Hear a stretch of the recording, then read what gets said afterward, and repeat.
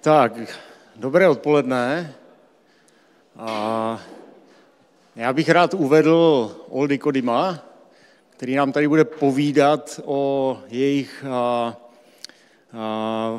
vývoji, který dělají v oblasti medicíny a o jejich pokusu ten vývoj uchopit stylem hackathonu. Jinak Olda Kodim je náš bývalý student tady z fakulty, dělal u nás doktorát a u mě teda. A udělal spoustu užitečné a skvělé práce a krásného výzkumu, opět v medicíně, věnoval se nějakému machine learningu, nebo jak se říká dneska všude AI, v oblasti návrhu lebečních implantátů. A pak nám teda Olda utekl do firmy, kde aktuálně působí na pozici lída machine learning týmu. Takže já se strašně těším na to, aby nám povykládal o jejich hackathonu a jak vývoj nějakých nových myšlenek uchopili. Tak teďkom, to už zní lépe. Tak jo, tak díky za úvod a představení mě.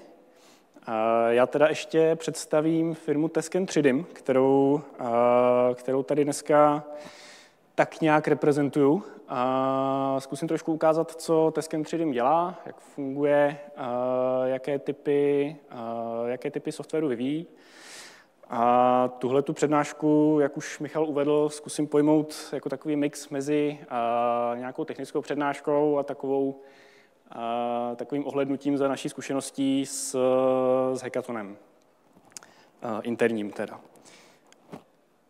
Čeho se to bude týkat, je analýza dentálních skenů, to znamená 3D modelů reprezentujících chrup pacienta, který dentální laboratoře běžně pořizují pro různé účely. Ještě než se k tomu dostanu, tak teda zmíním, že Tesken 3dim v tuhletu chvíli primárně funguje jako software house vyvíjející 3D aplikace, hlavně pro obsluhu, respektive ne obsluhu, ale pro zpracování dat pocházejících z instrumentů Teskenu, abych to řekl obecně. To znamená z skenovacích mikroskopů, z mikro-CTček a tak dále. Z věcí, které děláme, můžu zmínit třeba Tesken 3D Viewer, což je software pro prohlížení volumetrických dat, který umí mimo jiné teda krom pěkných vizualizací dělat taky pěkné videa. A v tuhletu chvíli má i nějaké machine learningové algoritmy integrované, které dokážou nad těmi daty dělat operace typu zarovnání, potlačení šumu a tak dále. To znamená především algoritmy, které nějakým způsobem přispívají k tomu, aby se na ty data dalo koukat. Druhá aplikace, kterou vyvíjíme, je anotační nástroj Picanto, který je v podstatě sesterská aplikace určená hlavně pro volumetrické segmentace, které obecně jsou manuálně docela náročná sranda. A tenhle ten software tu práci s těmi volumetrickými daty zjednodušuje. No, obě ty aplikace jsou propojené nějakým výpočetním backendem, který v nich umožňuje ty algoritmy a hlavně machine learningové algoritmy relativně jednoduše vyvíjet, implementovat, integrovat, ty aplikace nějakým způsobem rozšiřovat. Tak, krom toho, Tesken 3dim historicky dlouhodobě vyvíjí taky aplikace pro lékaře a pro různé medicínské využití. V tuhletu chvíli je ten vývoj fokusovaný hlavně na aplikaci pro plánování dentálních zákroků, to znamená podpora pro plánování zákroků typu zavádění implantátů, computer assisted design korunek, plánování ortodoncie, to znamená plánování toho, jakým způsobem se zuby pohybují při léčbě rovnátky a spousta dalších modulů. A o tomhle v zásadě bude i tenhle ten talk. Já jsem na začátku zmínil, že budu mluvit hlavně o analýze 3D modelů. z intraorálních skenerů. Konkrétně se budu věnovat úloze detekce dentálních landmarků, to znamená nějakých bodů zájmu, které reprezentují jednotlivé zuby v čelisti toho pacienta.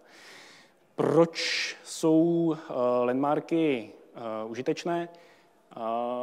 Je to v zásadě takový první krok v jakémkoliv automatizovaném procesu, který lékař při plánování na pacientských datech může dělat. Jedna věc je například zarovnání těch dentálních skenů na CT, což jsou takové dvě základní modality, se kterými ten lékař pracuje.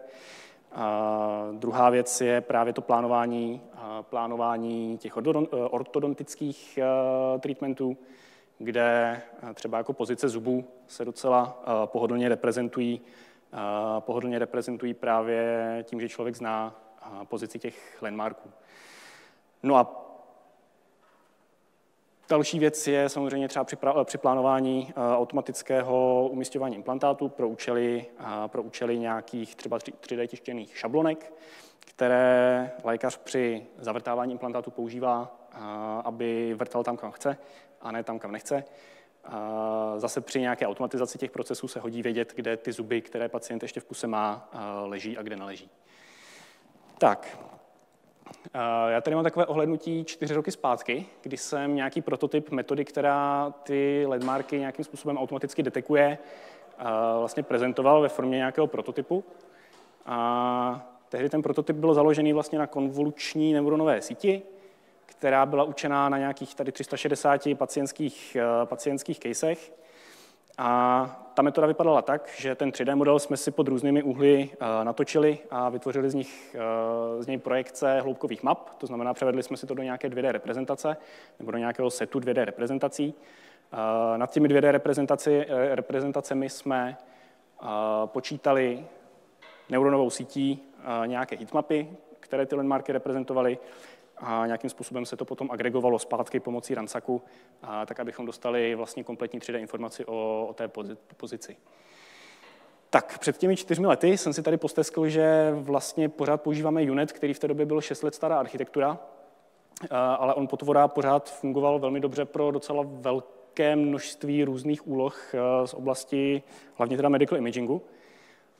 Primárně segmentací, ale v zásadě jakákoliv úloha, která se dá formulovat jako mapování pixel na pixel, se dá pomocí UNETu relativně jednoduše řešit. A když se teda posunu teď o 4 roky dál do letoška, tak ta naše metoda stále funguje. Je tam nějaký posun, co se týče třeba počtu caseů, na kterých je trénovaná, což teda není změna jenom absolutního čísla na nějaký 4násobek, ale samozřejmě taky řekněme, vyspělejší pipeline okolo celé té metody, to znamená včetně vyrezování datasetů, vyrezování modelů, přičemž každý model samozřejmě potřebuje být reprodukovatelný, potřebujeme vědět, který model na kterých datech byl trénován, potřebujeme jednoduše a často průběžně validovat a dotrénovávat ten model a tak dále. Ten model je větší, rychlejší, silnější, krásnější, skvělejší. Díky věcem typu kvantizace si můžeme dovolit třeba zpracovávat ty depth mapy pod mnohem větším rozlišením a tak dále. Nicméně pořád je to metodologicky založené na tom starém nudném UNETu. Problém s tím UNETem je, že on dlouhodobě funguje opravdu dobře na docela velký set úloh, což není teda jenom můj dojem, ale do určité míry i nějaký, řekněme, vědecký konsenzus. Tohle je třeba paper z minulého roku, kde autoři dělali nějakou benchmarkovací studii, kde srovnávali vlastně architektury založené na UNETu s nějakými modernějšími, to znamená architekturami založenými na transformerech nebo na modelech typu Mamba, které v té době byly populární, nebo vlastně možná stále jsou, které vlastně známe z velkých jazykových modelů, známe je z velkých vizuálních transformerů a tak dál. No a na co přišli je, že pokud se UNET nastaví dostatečně dobře, tak vlastně pořád všechny ty novější, modernější architektury docela v pohodě se jim buď to dorovná, anebo je, co se přesnosti týče i překoná. Takže tak. Ovšem, problém s tady tím přístupem je, když si řeknu, že UNET mi v zásadě je schopný vyřešit skoro všechno, na co ho vrhnu, je, že Existuje známé rčení, pokud mám dost velké kladivo, tak všechno začne vypadat jako hřebík. A v našem případě teda, pokud mám dostatečně silný unit, tak se všechno začne zdát jako pixel to pixel mapovací úloha. Což teda souvisí i s tím, že my jsme ten dvourozměrný architekturu určenou pro zpracování dvojrozměrných dat ohli i pro zpracování vlastně 3D povrchových modelů, což je docela stretch, ačkoliv to funguje z hlediska machine learningu dobře, z hlediska třeba integrace do 3D desktopových aplikací to už tak jednoduché není, protože s tím spousta práce okolo. Tak, když bychom se podívali do světa, jakým způsobem se s nějakou podporou jako inovativnějších řešení potýkají známější firmy, tak třeba Google nebo 3M to řeší tím stylem, že řeknou, dobře, tady máte 20% svého času, všichni mí vývojáři, ve kterých si můžete pracovat na čem chcete a na čemkoliv, co vám přijde smysluplné.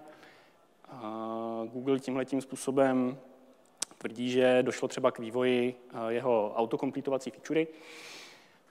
Druhý způsob, který teda dneska nám bude blíž, je pořádání nějakých hackathonů. To znamená, vezmeme nějaký tým, definujeme mu třeba velmi vágně nějaký problém, zavřeme ho na týden do místnosti a uvidíme, co se stane. Nebo si ten tým ten problém dokonce definuje sám, v ideálním případě. To třeba pravidelně provozuje Spotify nebo Meta. A zase Spotify tímhle způsobem údajně vyvinulo třeba Discover Weekly feature.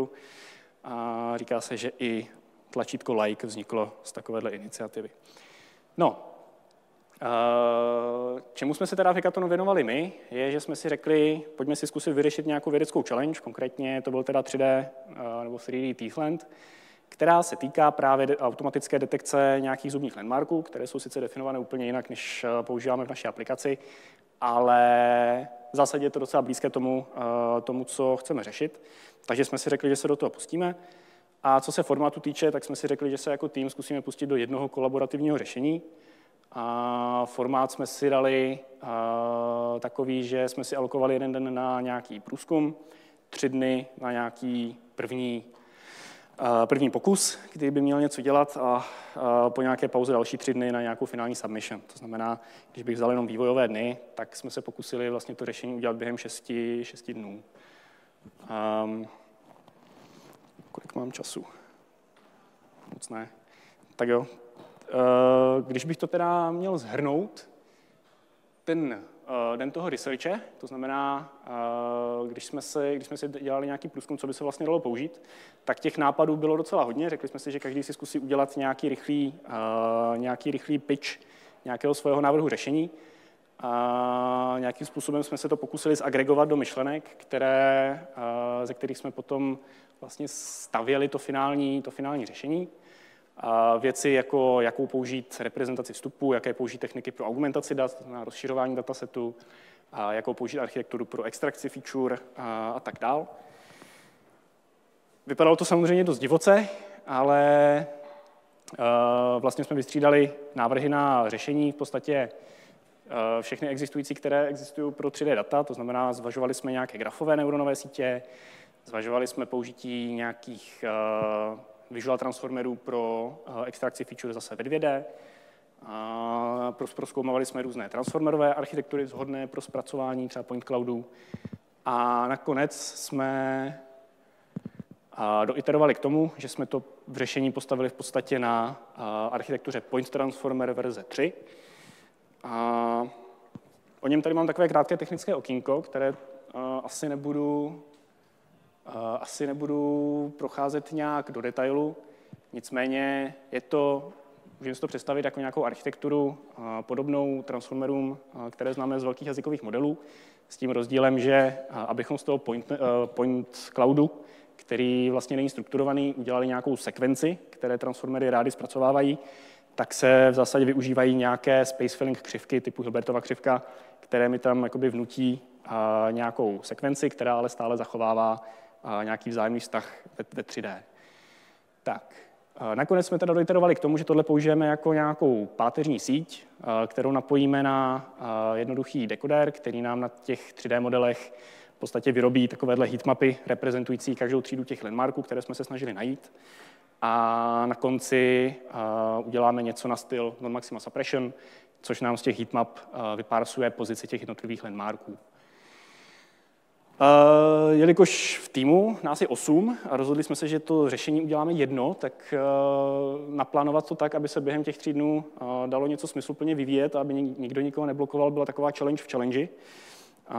Nicméně se nám podařilo navrhnout nějaký komunikační formát mezi jednotlivými bloky, na kterých různí lidi pracovali, že se to nějakým způsobem dalo zvládnout. Jak vypadá práce na projektu, který má deadline zítra, vám asi nemusím nějak moc popisovat a je to přesně tak, jak si to představujete. Každopádně během konce 3. dne jsme se dostali k tomu, že nám, sláva bohu, první síť začala konvergovat a začala na výstupu dávat něco, co připomínalo to řešení, ke kterému jsme se snažili dostat. Tak, s tímhletím MVP, nějakým minimálním výsledkem, jsme si dali na chvilku pauzu a během práce na jiných věcech a dohánění na ostatních projektech jsme nechali pár trénovacích běhů natrénovat. No a před druhým kolem jsme se podívali na výstupy, co z toho lezou, a pokusili jsme se nějak definovat, co by se s tím ještě dalo udělat, co by ty výstupy mohlo zlepšit, co bychom se z nich dál mohli naučit a tak dál. Takže konkrétně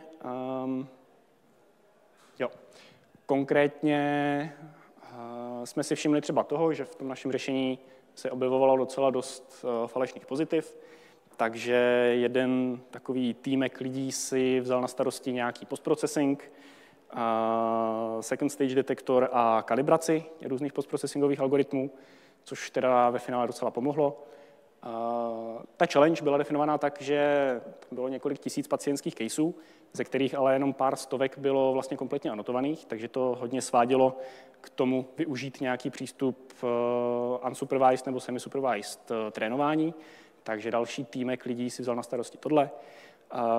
Jedna kolegyně si třeba chtěla nějakým způsobem ošahat Docker, takže se vrhla na kontejnerizaci toho inferenčního té inference, tak aby byla vhodná pro submission do té challenge. A co jsem přeskočil?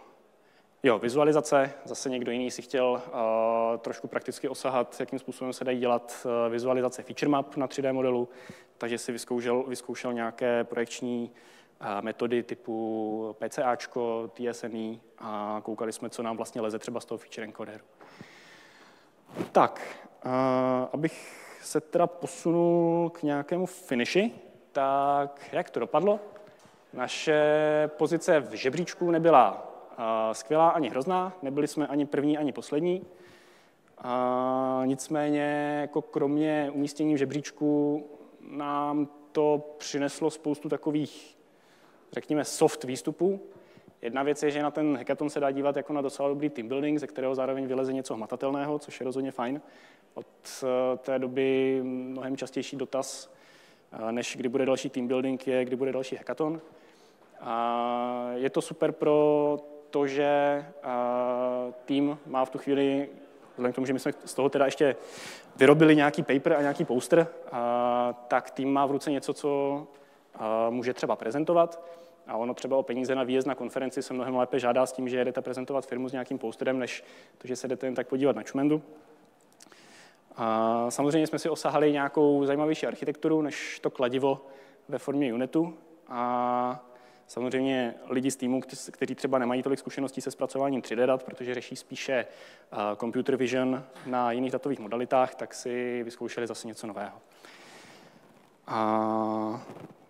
Je to něco přes 20 minut teďkom, takže abych to zakončil nějakou výzvou k akci, tak nejspíš tušíte, aspoň někteří, že se koná něco jako Hack jako Brno, což je celostátní zdravotnický hackathon, ten se koná za měsíc. Registrace jsou ještě otevřené, jsem dneska koukal, takže jo, registrujte se, hackujte se a vymýšlejte něco zajímavého. A to je za mě všechno.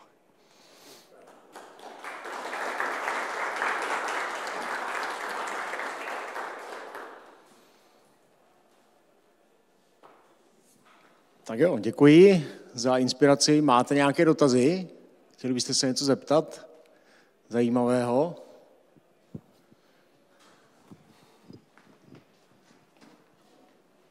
Ako ste dali tým dohromady? Prečo 8 ľudí? Proč 8?